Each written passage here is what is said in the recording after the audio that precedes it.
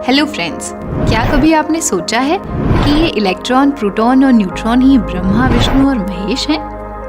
विज्ञान की सबसे बड़ी खोज परमाणु की संरचना में 3 घटक हैं, जिसमें प्रोटॉन पॉजिटिव है, इलेक्ट्रॉन नेगेटिव और न्यूट्रॉन न्यूट्रल है। इसी तरह ब्रह्मा, विष्णु, महेश में भी ब्रह्मा पॉजिटिव है, शिव नेगेटिव और विष्णु न्यूट्रल है। क्या ये सब सिर्फ एक संयोग है जिसे हिंदू धर्म हमेशा से मानता आया है, जिसे आज वैज्ञानिक भी मानने लगे हैं, या फिर इसके पीछे एक बहुत बड़ा विज्ञान है? आइए आज इस वीडियो में पता लगाते हैं। 3 की संख्या हिंदू चिंतन में बड़ी महत्वपूर्ण है। हिंदू धर्म में 3 का महत्व विभिन्न सांस्कृतिक और धार्मिक परंपराओं में होता है, जैसे त्रिमूर्ति, ब्रह्मा, विष्णु, महेश, त्रिकाल, वर्तमान, भूत और भविष्य, त्रिगुण, सत्व, रज और तम जैसे अनेक अद्भुत और गहन अर्थों में 3 का प्रतीक है।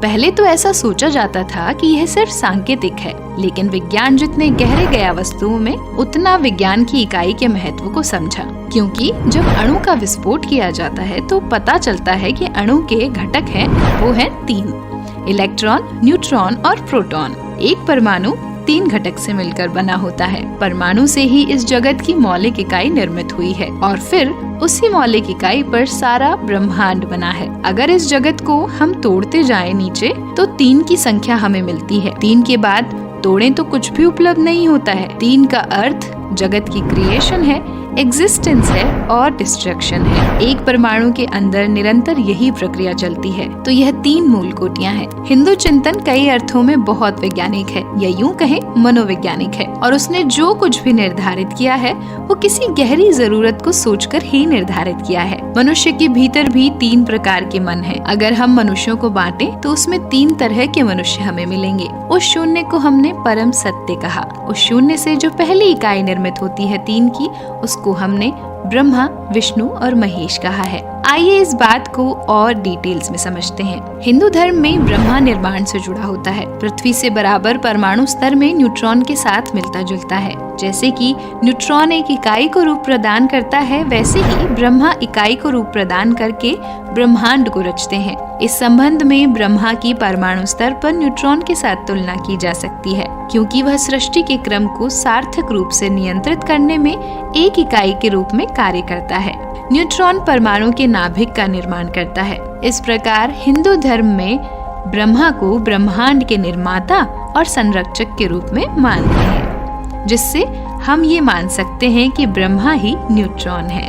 अब हम ध्यान दें विष्णु पर। हिंदू धर्म में संरक्षक के रूप में और परमाणु स्तर पर विष्णु की प्रोटॉन के साथ तुलना की जा सकती है, जो इकाई को पहचान प्रदान करता है। विष्णु ब्रह्मांड के क्रम को सुनिश्चित करके इकाई को संरक्षित करते हैं। जैसे प्रोटॉन न्यूट्रॉन के साथ मिलकर नाभिक का निर्माण करते हैं, उसी तरह विष्णु ब्रह्मा की बनाई हुई सृष्टि को स्थिर रखते हैं।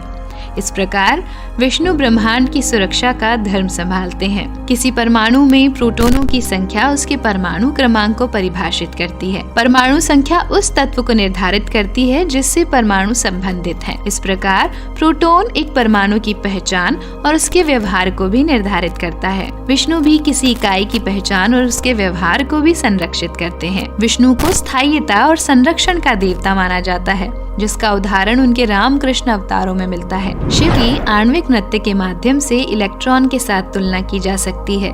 जैसा कि इलेक्ट्रॉन आणविक प्रतिक्रियाओं के माध्यम से इकाई को रूपांतरित करते हैं, उसी तरह से शिव सांसारिक चक्र के माध्यम से परिवर्तित करते हैं। शिव का आकाशीय नृत्य सृष्टि की प्रक्रिया को दर्शाता है, जो सुंदरता और समर्थन के अद्भुत रूप में हो सकती है। इसे इलेक्ट्रॉन के स्थिति परिवर्तन और उनके परस्पर क्रियाओं के साथ समान रूप से देखा जा सकता है, जो नए रूपों में आणविक यौगिकों को उत्पन्न कर सकते हैं। शिव का नृत्य ब्रह्मांड की स्थिति और संरक्षण की प्रक्रिया को दर्शाता है, जिसे इलेक्ट्रॉन के तत्वों की स्थिति और संरक्षण में तुलना किया जा सकता है। शिव का तांडव नृत्य ब्रह्मांड के संहार की प्रक्रिया को प्रतिष्ठापित करता है, जिसमें आकाशीय नृत्य के माध्यम से नष्ट होने वाली सृष्टि को संदर्भित किया जा सकता है। इससे हम उनकी आकाशीय नृत्य के माध्यम से सृष्टि की सुंदरता और नियमितता को समझ सकते हैं, जो इलेक्ट्रॉन के आणविक गतिविधियों के समान है।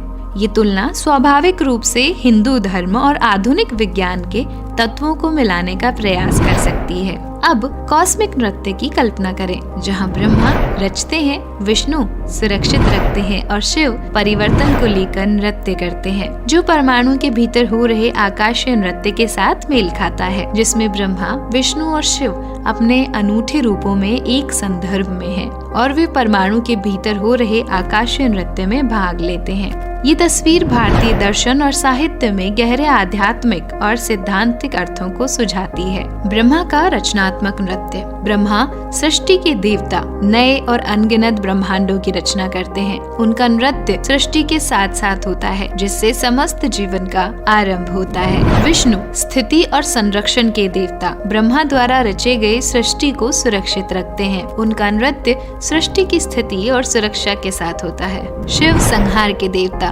सृष्टि के सांसारिक चक्र को संतुलित करने के लिए परिवर्तन करते हैं। उनका नृत्य सृष्टि के संहार और पुनर्निर्माण के साथ होता है। यह नृत्य परमाणु और आकाश के स्तर पर हो रहा है, जो सृष्टि के अद्वितीयता की अंतरात्मा को दर्शाता है। यह तस्वीर भारतीय साहित्य और दर्शन के संदर्भ में एक अद्वितीय और शैलिष्ठ अवधारणा को व्यक्त करती है, जो सृष्टि के प्रकार और उसके अंतर्निहित तत्वों की अद्वितीयता पर ध्यान केंद्रित करती है। यह अवधारणा विशेषकर भारतीय धार्मिक साहित्य जैसे हिंदू और बौद्ध धर्म में प्रमुख है। इसके अनुसार ब्रह्मांड एक महान नृत्य में है, जिसमें दिव्य शक्तियाँ और तत्व सांसारिक चक्र के माध्यम से समर्पित हैं। यह चक्र क्रिएशन, प्रिजर्वेशन और डिस्ट्रक्शन के नियमित चरणों को दर्शाता है। हजारों साल पहले भारत ने यह ज्ञान प्राप्त किया था, जिसमें प्रकृति को सत, रज और तम गुणों के बारे में बताया गया था।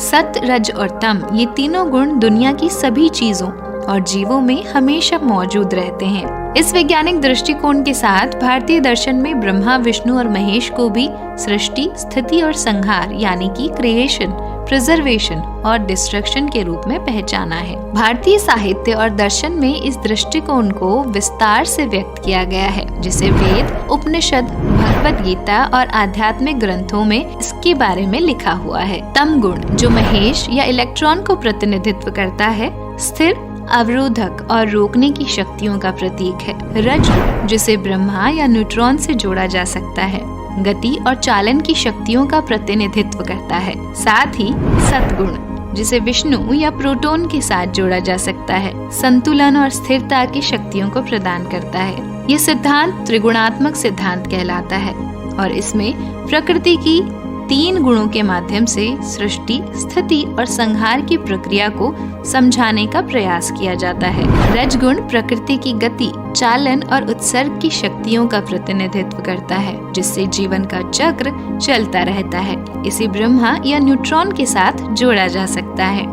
सतगुण प्रकृति की संतुलन, स्थिरता और समरूपता की शक्तियों का प्रतिनिधित्व करता है, जिससे जीवन का संतुलित और स्थिर रहना संभव है। इसे विष्णु या प्रोटॉन से जोड़ा जा सकता है। तम गुण प्रकृति की स्थिति, अवरोध और संगठन की शक्तियों का प्रतिनिधित्व करता है, जिससे संसार का संरक्षण और स्थिति का बना रहना संभव है। इसे महेश या इलेक्ट्रॉन के साथ जोड़ा जा सकता है। ये सिद्धांत सांस्कृतिक धारा में भी पाया जा सकता है और भारतीय दर्शन और विज्ञान के संबंध में एक दृष्टिकोण प्रदान करता है। इस प्रकार आध्यात्मिक भाषा में सत, रज और तम, धार्मिक भाषा में ब्रह्मा, विष्णु और महेश और वैज्ञानिक भाषा में इलेक्ट्रॉन, न्यूट्रॉन और प्रोटॉन सभी एक ही मूल तत्व की विभिन्न रूपें हैं। यह तुलना केवल एक दृष्टिकोण है, जिससे हम हिंदू दर्शन की गहराई को समझ सकते हैं। यह अन्वेषण हमें दिखाता है कि विभिन्न सांस्कृतिक सीमाओं के बावजूद विज्ञान और धार्मिकता एक अद्वितीय सत्ता की ओर पहुंचने की कोशिश कर सकते हैं।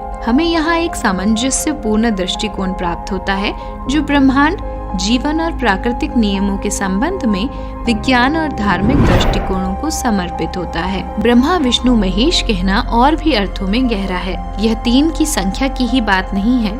इलेक्ट्रॉन, प्रोटॉन और न्यूट्रॉन जिन चीजों की सूचना देते हैं, ये 3 शब्द भी उन्हीं की सूचना देते हैं। इन 3 विद्युत कण में जिनसे जगत का मौलिक आधार बना हुआ है। विज्ञान की दृष्टि में एक तत्व विधायक है, एक निषेधक और एक तटस्थ, यानी कि एक पॉजिटिव है, एक नेगेटिव और एक न्यूट्रल। और इन 3 ब्रह्मा विष्णु महेश में भी एक पॉजिटिव है, एक नेगेटिव है और एक है न्यूट्रल। इसमें ब्रह्मा पॉजिटिव है, विधायक है। ब्रह्मा को हिंदू चिंतन मानता है कि वो सृष्टि का आधार है, उससे ही सृष्टि निर्माण होती है, उससे ही सृष्टि निर्मित होती है। वो निर्माता है, वह विधान करता है, वह विधायक है। शिव विध्वंसक है, निषेधक है। जो तत्व इस सृष्टि को लीन करता है, विलीन करता है, समाप्त करता है, नेगेटिव है। विष्णु इन दोनों के मध्य में तटस्थ है।